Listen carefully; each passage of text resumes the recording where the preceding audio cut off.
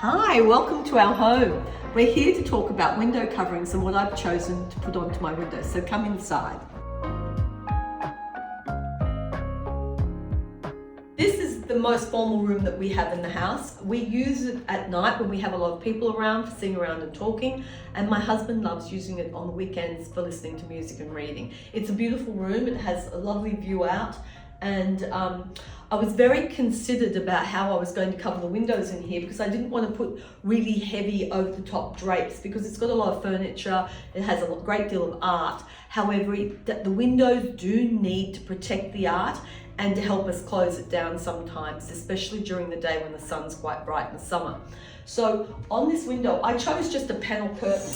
And what I did was this curtain is really has hardly any fullness. And why I did that was I just loved the fabric, the embroidered fabric. I just wanted a big panel that was sort of soft and it's very thick. I've got 2 or 3 linings inside it, so that gives it a lot of body. And we've trimmed it up. However, when it's pulled back, it also keeps it neat. And I really only use this curtain to keep the sun out on the artwork or when we go away. So that's why I've kept it very lean and thick. So it does protection, but it doesn't take up too much room in the around the door and makes that work quite well for us. And then over here, I'll talk to you about the blinds.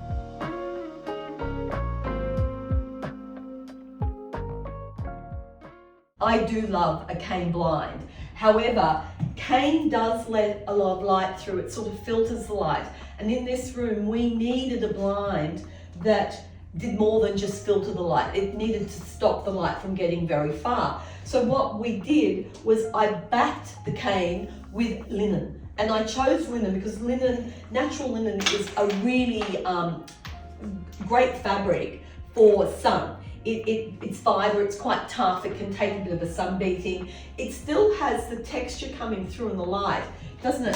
I think it looks really beautiful. However, I wanted a blind that sat very close to the window, hence this roll up, and I didn't want a Roman blind. I just wanted something that was filtering light and interesting. So I chose this lovely roll up cane blind made in Australia and lined by us. Here I have 2 blinds together, a timber Venetian, which is great for controlling light and then a Roman blind. Now, why would you have 2 together? And the reason is I want maximum light control in this room to protect the art and the furnishings. This is great. You can change the angle and look out. My husband loves the timber Venetian for sitting here and seeing what's going on. However, if you don't want the light at all, then you need something like a Roman blind because that's going to completely cut out the light and make it black and stop it completely, and that's why. So if you have a bedroom where you have a privacy issue, say people are walking past windows, timber Venetians are great. But if you have to sleep and have a very darkened room, then you will need a Roman blind over the top of that. And I think this shows that very clearly, very well. If you're ever contemplating it, you can see how it works very nicely.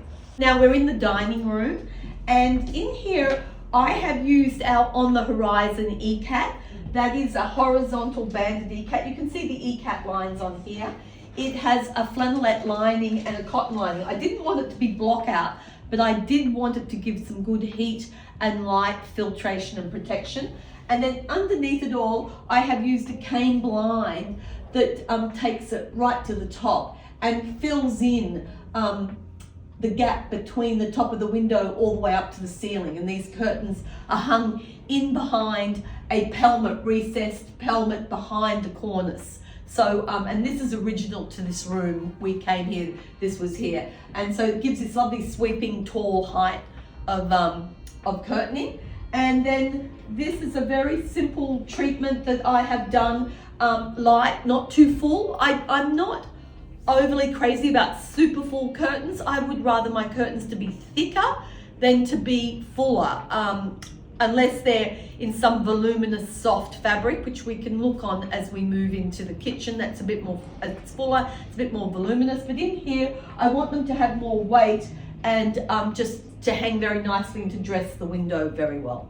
So here we have our kitchen area, and I used our Breeze Continuous, which is just perfect for this this situation. However, I did something. I added another layer of lining. So Breeze is a very thin linen poly mix, and what I did was added another lining to the back, a 100% polyester lining into the back. And what that does is it gives you an extra layer of sort of protection, not just with filtering the light, but also as far as at night when it's cold, because we've got very old doors and they do tend to allow the air to move through. So you bring this across, and because of the two layers, it causes this sort of movement to make the cold air go back out the windows and keeps it a little cozier, even though it is a very light, easy going. It's not a thick curtain, it's light, but the layering helps give you that protection and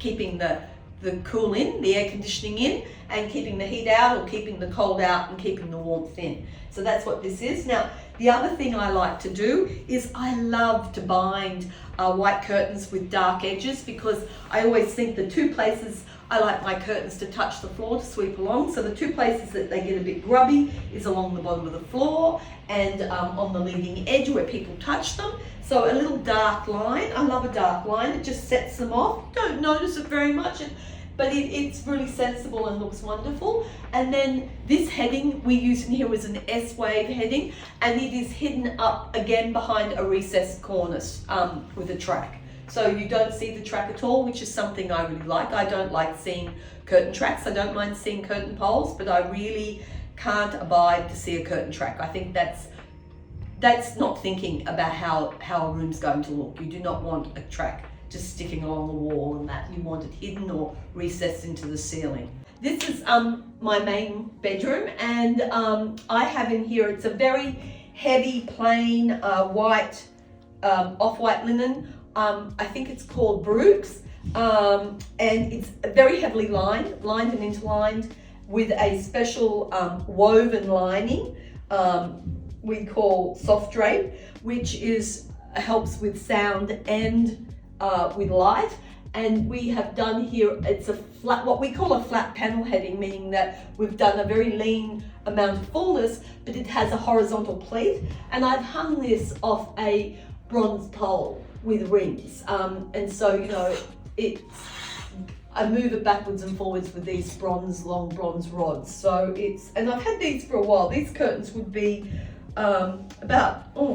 I'd say they're getting close on to 10 or 12 years old now. I'm very fond of them. When I've repainted the room, I just take them down, get them cleaned and put them back up again. And then what I've done is, and why I like this here is, we also have a translucent privacy blind that we put in here, basically because we're looking out through a window into our back stairway area of the building, and many tradesmen and people often use this to go up and down the backs of the building. And so this we can put down, it's on a chain, it's very simple. I like a very plain base. I don't like a metal because I don't like it banging while I sleep. And that gives us a lovely light. It blows the light, but it gives us an absolute privacy during the day. Now we're in our guest bedroom, and it's a riot of No Chintz pattern. It's everywhere you look. My husband finds this room slightly, I think he's slightly afraid of this room, but I love it, and most of our guests actually really love it as well. So these curtains are lined and interlined again, and it's got this lovely edge on it, which is one of our trims. And so with the curtains, timber Venetians again for privacy and light control. These curtains block out and are very good for that. And then what I've done is, because I had a gap between the top of the windows and up behind the cornice, I've put a little gathered pelmet at the back. Instead of bringing it forward, I put it at the back of it, just so that the curtains keep going up and you get the height of the window continuing on rather than being shortened by having the pelmet go across over the top of it. And this is our origami. I always think it's a shibori, but it's not. It's an origami, and it's a kneecap. It's been the pattern has been put into the fabric, and then it's been woven, and that's why it has this wonderful electrical kind of edging to the design.